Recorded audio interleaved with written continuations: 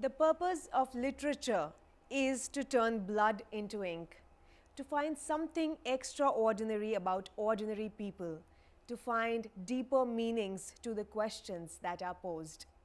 I'm Priyanka and I welcome you all to an episode of In Conversation With. Today we have a very eminent guest with us who has proved that fiction might be a necessity for all of us, but literature is definitely a luxury.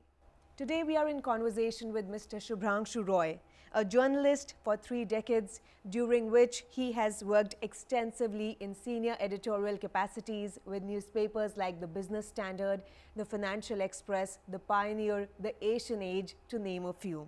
And in 2008, Mr. Roy founded India's youngest business daily, that was Financial Chronicle. Mr. Roy is a gifted writer and he is known for the high standards of editorial integrity that he has shown and his in-depth analysis of economic and political issues. Today, we are talking about his recently released book, that is Zaras Witness. Mr. Shubhranshu, thank you for being with us. Thank you for inviting me. First of all, we'd like to ask you, how has been your background in journalism of these 30 years? You have worked for 3 decades in this field. How has been the experience? Well, journalism for, I suppose, every journalist is a huge adventure. And I had my share of adventure getting into a field that I hardly knew, that is business journalism. When I joined as a greenhorn in 1987, I wanted to do crime stories of people getting murdered, butchered, slaughtered in the dark corners of the city. But I found myself a job in a business paper, which is Financial Express, and without any background in economics or business, and I continued there. And I continued with business journalism for the next 3 decades without realizing that so many years had passed. My understanding of business came from doing my work, and that itself was another big adventure that I lived. So it's been 30 years in this field. I'm sure you might have a lot of stories to tell, and one episode can never do justice to that. But still, would you like to share some insights into the 30 years that you've had as a journalist? Any particular story you remember, anything special? There are too many stories to talk about, but one of the most significant stories that I did in my initial years was to get into the bottom of East-West Airlines, one of the first private airlines, and find a connect that it was actually financed by notorious Don Dawood Ibrahim. Over the years, I went to Kalahandi to look at some of the poorest people in India, and this whole so-called story of starvation deaths. That was quite an adventure. I went to Punjab to see how farmers prosper by growing wheat and rice from the same plot of land. Immediately after in the aftermath of the Kargil war, I traveled throughout Kashmir to figure out why people were so unhappy being part of India. There are many more stories to be told about big corporate houses that collapsed, including mapping the rise and fall, rather the fall, of one of the biggest corporate dynasties of India, named the Modi Group, which has 2 industrial cities, Modi Nagar and Modipuram, in the neighborhood of Delhi. There are several other corporate stories that I pursued. I pursued things that were happening in the government for 3 decades. What else would you want to know? So with so much of experiences and having traveled so much extensively in India, any one particular thing that you would like to point out that binds the Indians together despite these experiences? I think at very basic level, we all believe that we are Indians. And that is the biggest story that India has to offer. We might fight as Hindus and Muslims and Kashmiris and Sikhs. We might fight among Bengalis and Tamilians, who used to be called Madrasis at one point of time. We might crack jokes on Sardarjis. But at the end of the day, when it comes to identifying ourselves, we do talk of ourselves as Indians. And that's the biggest story that India has to offer to the world. So any particular challenges that you faced as a journalist, any particular thing you would want to point out for the budding journalists out there who are maybe looking at you and want you to share an insight of these 30 years journey? There is only one challenge that any journalist faces. I believe that is it. And that is that nobody wants you to do a real story. Uh, whether it's companies, whether it's government, whether it's private individuals, whether it's crime, there is always a resistance to putting out the truth in the public domain. And that is what journalism is all about.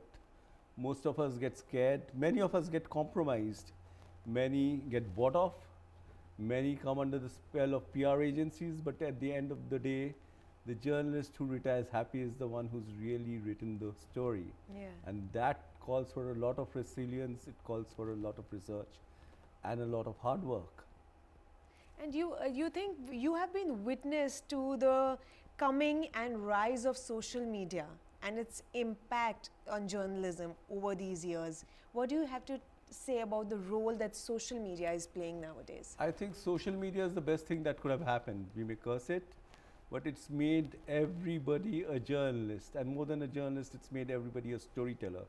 Right from a 12-year-old or a 14-year-old who gets his or her first access on Facebook, to an 80-year-old man living in semi-retirement and waiting for his last days. Yeah. Every individual has a story to say, no matter how good, how bad, how euphoric, how depressive.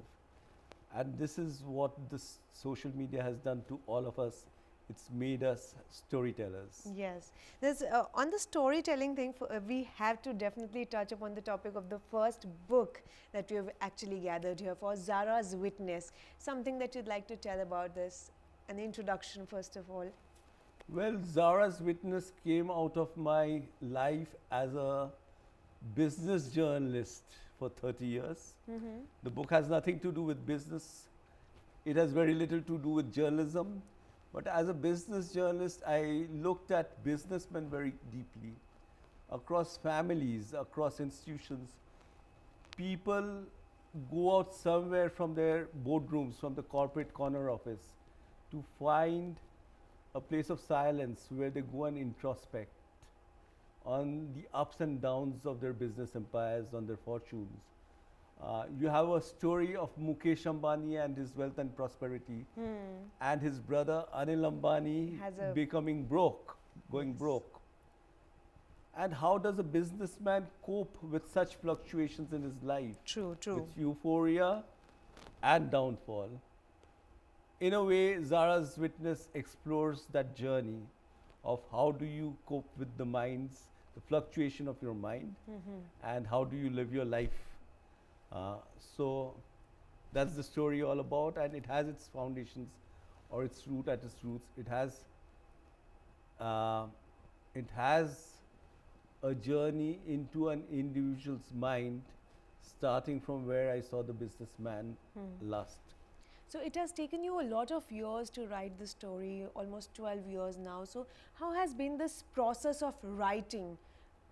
Look, the story is actually, it's been written in about 3 or 4 months, but it took me 12 years to research the subject.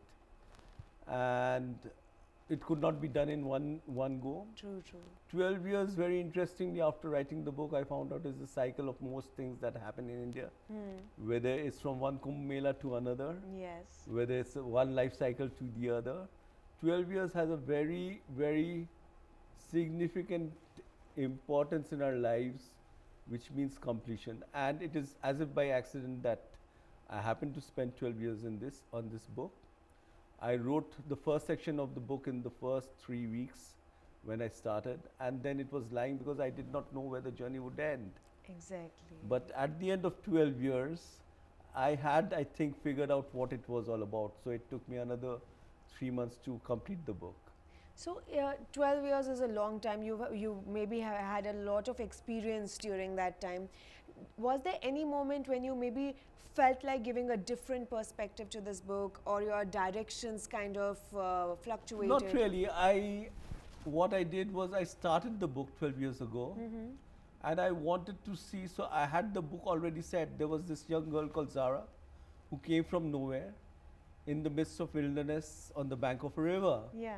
She did not know where she come from, but she always wanted to know where she would reach and how she would reach there. She knew her destination. She knew where she wanted to be. And I let my own experience, these 12 years, write that journey to see where she reaches. So the story was concluded, but I did not know what path she would take. And it took me 12 years of learning and exploring to figure out how she would make that journey. Which is very rightly reflected in this book also. That brings us to our next question, which is, how have you managed to sort of interweave fiction and reality together? Because we can see excerpts from both the fields here. So what is your take on that, this interrelationship? Look, I believe that every fiction is actually a real story. Yeah. It is the untold truth or the most difficult truths that we don't want to stand up and say, and that's where we bring in fiction. We tell the story through another person's life or another character.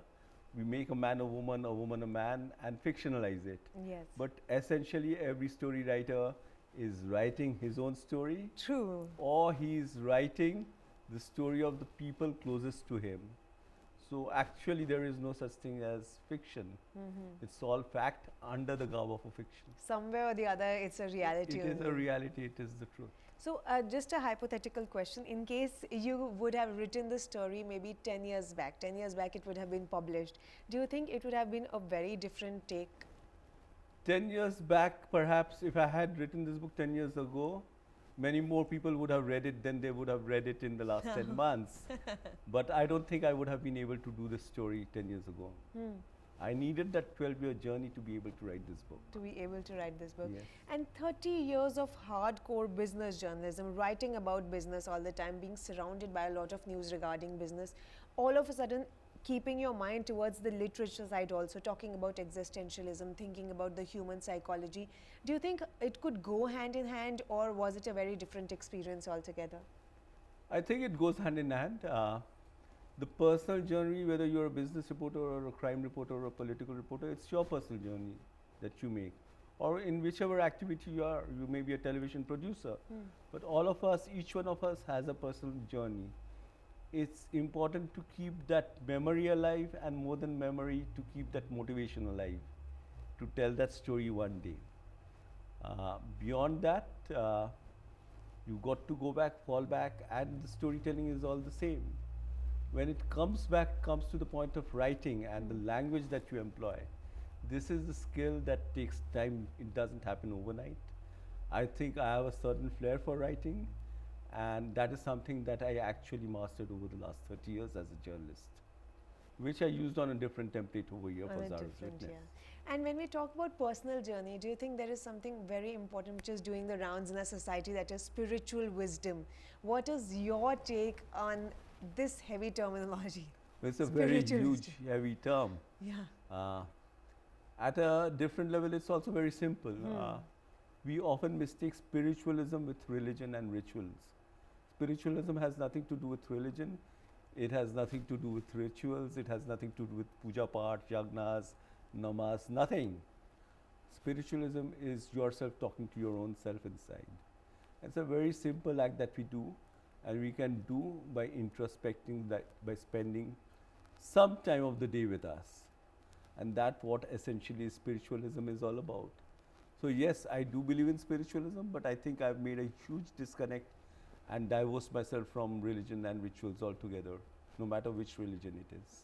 Okay. Do you think there is a need, in terms of books only, do you think there is a need to be made aware, the Indians need to be made aware regarding spiritual wisdom, or are there a lot of books already and maybe we're not reading about them? Look, there are many books. I think most Hindus have a copy of the Gita at their home. Yes.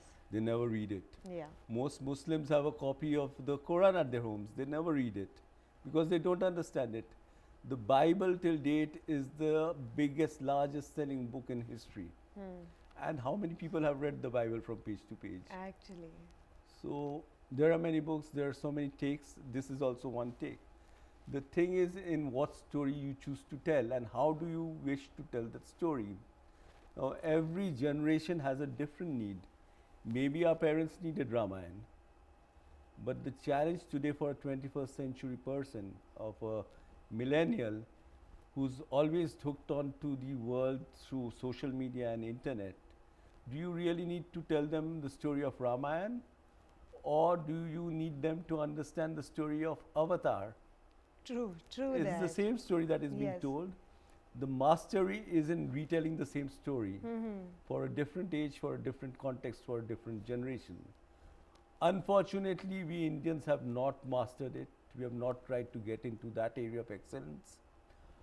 So we try to retell the same story of Hanuman over and over again with a modern cover. So now that you've started writing books, do you think you will foray into that area? I think Zaras Witness is the first attempt at doing it.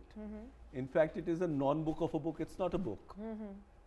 It's a discourse that is 5,000 years old, which has been repeated right from the time of Rig Veda to Upanishad, to Mahabharata, to Ramayana, to Puranas, to Shankaracharya, to Kabir, Guru Nanak, Tulsidas, and to Swami Vivekananda. They've all been telling the same story through different generations in different formats, and Zaras is actually a repetition of that for a totally different generation right now. This book actually lends itself to a video game. It also lends itself to an animation movie like Walt Disney's story. For those who have seen Moana or Crude, this is the first story that could make in that category out of India. It depends on whether there's a producer or somebody interesting There is a or need to- daring to pick it up. So I would say the story is telling is the same for 5,000 years. It has been the same since the time of Adam and Eve. It has been the same. It is Yes. about love, fear, hate, Yes. and joy. So There is just we there's need a to continuity. tweak the We storytelling need to tweak the style with the storytelling style, generations. yes. True. Okay. All these years, Shubhranshu, you've been, of course, reading a lot of books. Any particular books that you were really inspired by? Any personal favorites? I would say the book that had the biggest influence on my life was Somerset Maugham's Moon and Sixpence. It's the story of an artist Okay. in France who suddenly gives up everything, his family, his art. He carries his canvas and paint brushes and paint to distant Haiti land, and he lives his life all over again. And story somehow unfolds in very interesting, maybe a bit tragic way, but it talks about the unity of man. It talks about universal love. It talks about whether you're in France or Tahiti or in Haiti, you're all the same. And above all, it's a story of love, how people from different cultures can come together and be one. So that is the book that I would always say is my all-time favorite. And I know books don't really have boundaries, so it might be a very weird question to ask, but I'm just curious, do you have any Indian author in mind whose book you've read or maybe really inspired from or found it as a very good content? Unfortunately, I haven't read Indian authors unless you're talking about ancient Indian authors. I have tried to read our ancient texts, whether it's Valmiki, whether it's the Puranas, whether it's Upanishads or Rig Vedas, and I have actually read English renderings of these. I don't understand Sanskrit much unless you split the words. Yeah. And I found the best English renditions of this book by great European American authors. Which is an irony, I feel. Which is an irony because we are not spending time doing that research at our level over here in India. True, true. So why do you think we are lagging behind? I think it's dedication, it is the time that we need to spend. How many of us are willing to give 12 years to research to True. discover what it is? And that is where, as a nation, I think our levels of research is a bit shallow, and that is where we as a nation, we need to come up and actually bolster ourselves. But what's funny, I feel this thing that the ancient texts that we have, they are very interesting.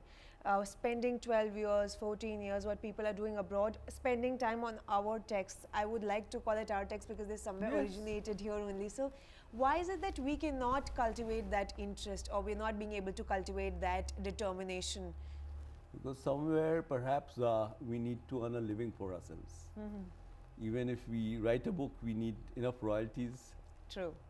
We want to turn out things that will be read fast, make a lot of money. That's the only simple. When we go into a college or a university, we are already programmed to find a job for ourselves, not to spend 12 years in research. Actually. Whereas in West, it is perhaps productive for people to spend, it's not 12 years they spend 30 years, 40 years in researching Indian literature, Indian classics. They spend a lifetime in researching. What they bring out is incidental. It could make you money, or it may not make you money. But that is not a problem That is for not them. the prime motivation for them. It is the urge to know. And I think that is missing over here. It's the same urge that our rishis had, our philosophers had. They Yeah. spent lifetimes, maybe 30, 40, 60 years in just contemplation on the edge of the forest, and they would write 100-line poetry which would encapsulate the entire philosophy of life, and that is what they have done.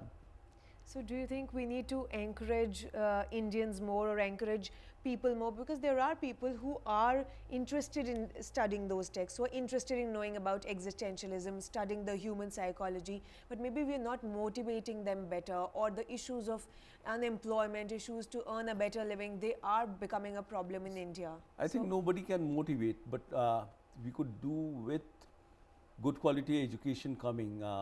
We should introduce, I don't see any reason why a primary school student should not be made to read Amar Chitra Katha comics Actually. as compulsory reading. Why a person should learn French, it's not wrong to learn French, but why a class 10 student should not be introduced to Upanishads. Yes. Maybe we need the Upanishads to be told in very simple language. And when you get into Upanishads, when you get into Vedas, it's not about religion, it's not really about rituals. The biggest misconception that people have about our texts is that they are made to create magic. It's all about mumbo jumbo. No, Upanishads is a story of science. It's a story of philosophy.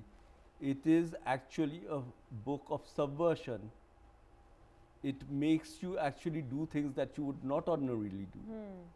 Not many people in India know that Upanishads have an elaborate menu on beef, that you make this combination of beef with rice, you will get a healthy child. Whether it's true or not, that's another area, but if you do this, you'll be strong. Yes. Beef is protein. And they actually praise the virtues of eating beef, which will be news to many people over here. It will be news to modern Indian Hindu society. But there is virtue in that. The Upanishads say the entire creation is actually food. We are all food. Either we are eaten or we eat. Yes. Part of that has been encapsulated in a very modern concept of restaurants over here in this book. There's an entire chapter dedicated to it. That we are all, end of the day, we are food. We either eat or get eaten up. And these are the stories, when these are told in a very simple language, at a very young age, I think people's mind open up, and that is what we need to do in this country. So when you've talked about the complexity of a human mind, there might be a lot of moments when you yourself felt a little disbalanced, a little off, and you had to write something about the human mind. So how did you create that space? How did you balance yourself out in those situations? Okay, so we are always in an imbalance. We are never balanced as human beings. We wake up with something in mind, and the moment we wake up, we do something opposite of what we thought we would do. True. Or we go to bed thinking something will happen tomorrow. It never happens. So the nature of human mind is to be in a state of imbalance. This is something that we need to accept. What do you do to cope with it? You can't wish it away. Nobody can. This problem was identified by Buddha, even before Buddha, by the Rishi Munis in the Vedic times. The only thing that you can do is spend some time with yourself, just remove yourself from the scenario, and just observe your mind, stay in silence and introspect. I think everyone needs to spend that 1 hour a day to figure out what's happening without denying what's happening. And the trick is over there. It is called to be a witness to your own mind, a witness to your own self. Something similar to the weather. There might be heavy rain, there might be very hot summer. It could be winter, severe winter, there could be snowfall. and there's nothing that you can do about it. You Exactly. can go out and enjoy the sun, you can go out and enjoy the rain, you can go and play in the snow. And that is what happens to us, to our mind. And when you distance yourself and say, okay, that's happening, let it happen, and you draw fun from it, I think you were right. That you can't control the You can't. surroundings. So you only can't. thing that you can do is enjoy what's happening. Never deny the rainfall, never deny the heat, never deny the snowfall. So over this journey, Shubhranshu, did you ever feel, I might be using the wrong words, but did you ever feel pressurized or intimidated that you have to impart the right perspective to people, because there'll be a lot of young minds who will be reading your book and they'll be taking inspiration from the book. So writing about something as complex as human psychology, you're writing about it. Did you ever feel that what will the readers think? Will they be able to perceive it in the way I'm trying to tell them? This, Yes, I'm always intimidated. yeah. I always feel, will the publisher accept my book? It took me a lot of time to find a publisher, but every book has a publisher. There is always a person who thinks it's brilliant. Yeah. The point is not to think about what the reader will think, whether you are a journalist or you're a writer, because you don't get to meet the reader. He's an unknown quantity. He is a faceless entity. You don't know who are these 1 million readers of Times of India. You know that there are 1 million readers of Times of Yes. India. And And they still all you have- write. And when you write, actually you write for the joy that you derive. You essentially write for yourself. And when you write for yourself, you know you can do no wrong to cheat yourself. Exactly. And that's the simplest truth about writing a book or writing a news report. Don't write anything where you cheat yourself. I think the world will be in raptures. True, true that. Now that you've written your first book, Shubhranshu, and you have known the process of publishing, would you like to tell something to our viewers, people who are new authors and who just have a raw manuscript in their hands and they're wanting to know the process, how to go ahead, what next? So first thing is, never leave your script incomplete. No matter if it takes 12 years, 12 months, 12 days, But just complete it. write it till the end. Mhm. If you have taken to writing, finish it. And finishing it, while finishing it, you believe in what you have written. That's the first thing. When you've done that, and end of the day, you will feel happy. When you've done that, there'll be rejections. It's not that there's not. After 30 years in journalism, my script was rejected by people I approached.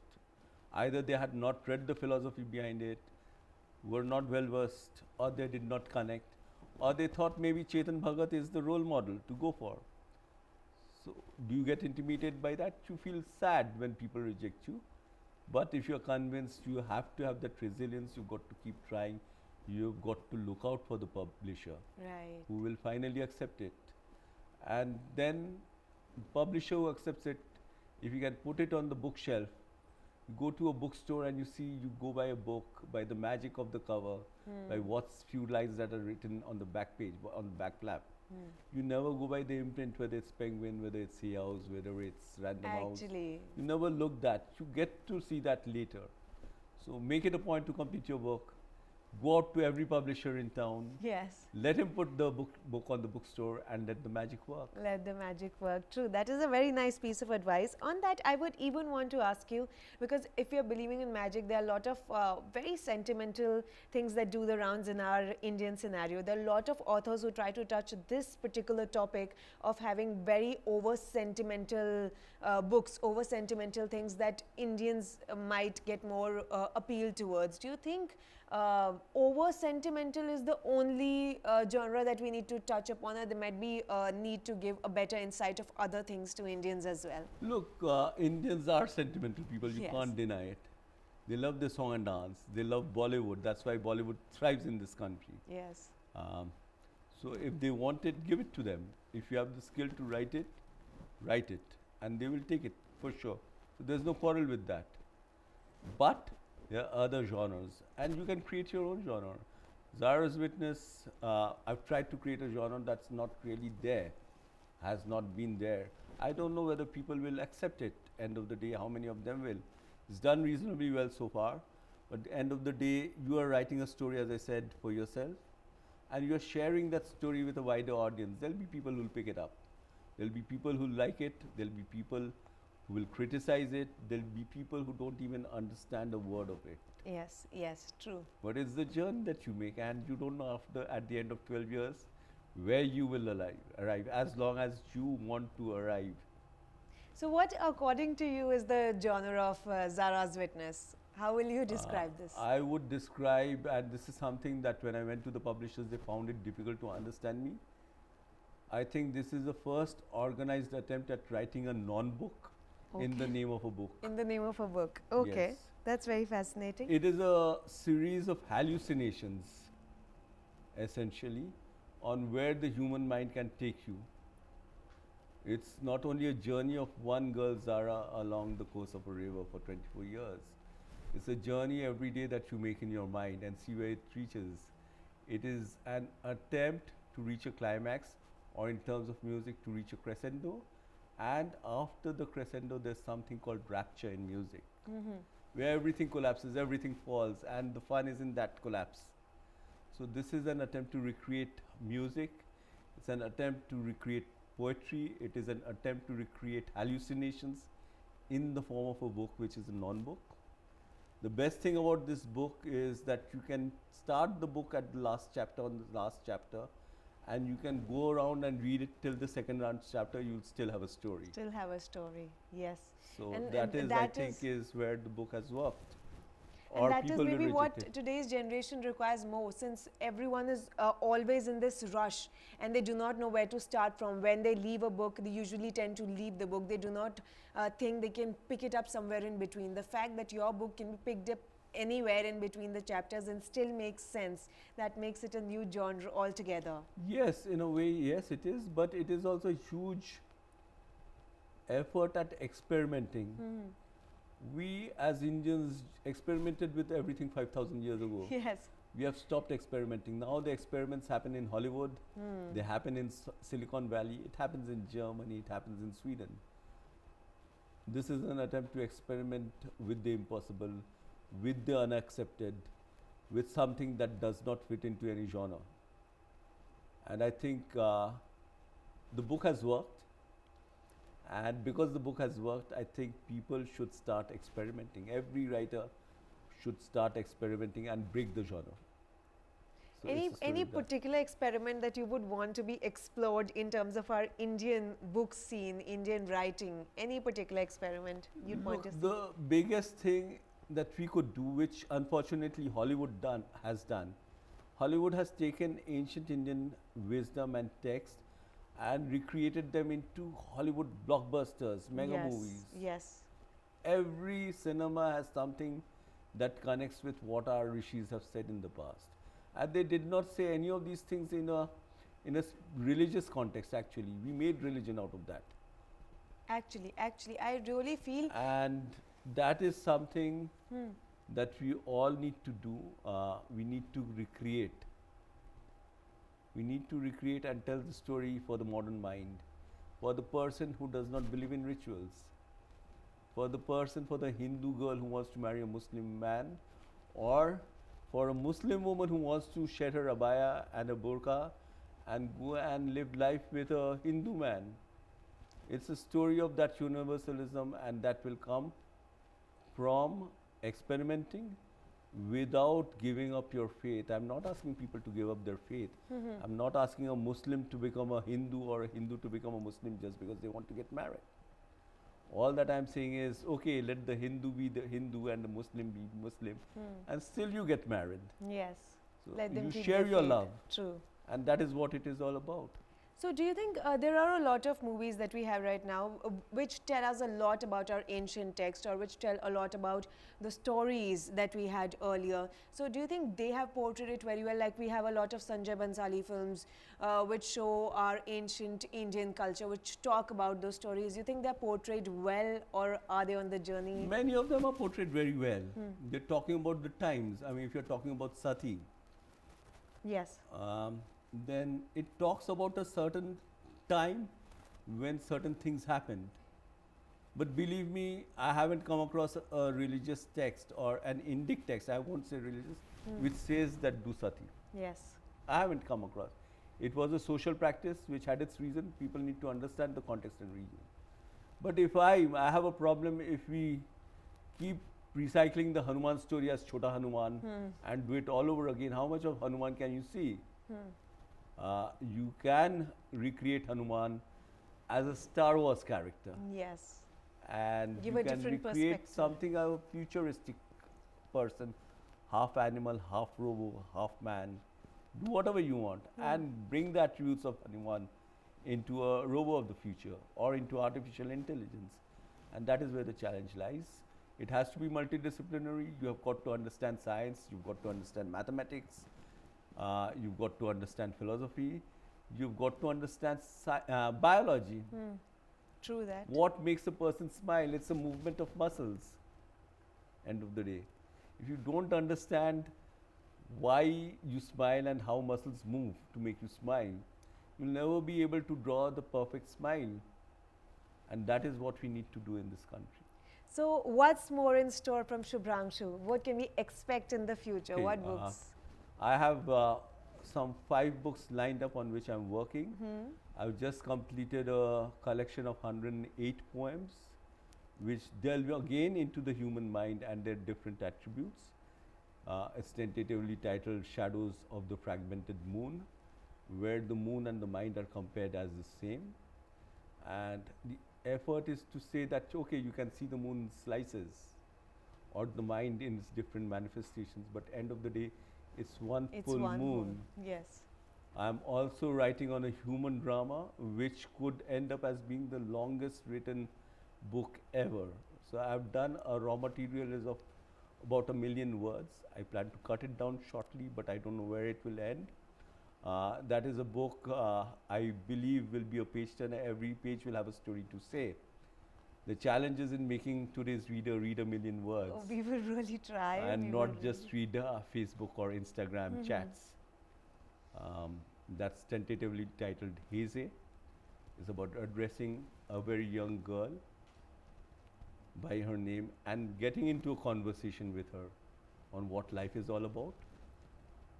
I'm also researching a book on 100 years of Indian business. I've been researching it for a long time. And I want to tell the story of 100 years of Indian business through the story of a life of a family through 5 generations. And finally, I'm working on a book that is about adventure. It is about the adventure that India really is even today. So that's all about it. So Shubhranshu has a lot of stories in store for us. He has a lot of books coming up, from the human psychology to the mentality of people to how people perceive things around them, to poems, to business journalism reflected in the over 100 years. He's talked a lot and he's planning to come up with some really interesting books. We are looking forward to them too. Today, we will be winding up the episode on this note, and like a classic book which ceases to exist once it continues to tell the stories, and it will continue to tell those stories forever and ever. Similarly, we've had a person today who has been perennial in terms of his wisdom. Thank you for speaking to us, Shubhranshu. It has been a pleasure. Thank you for inviting me over. It was a pleasure too. Thank you.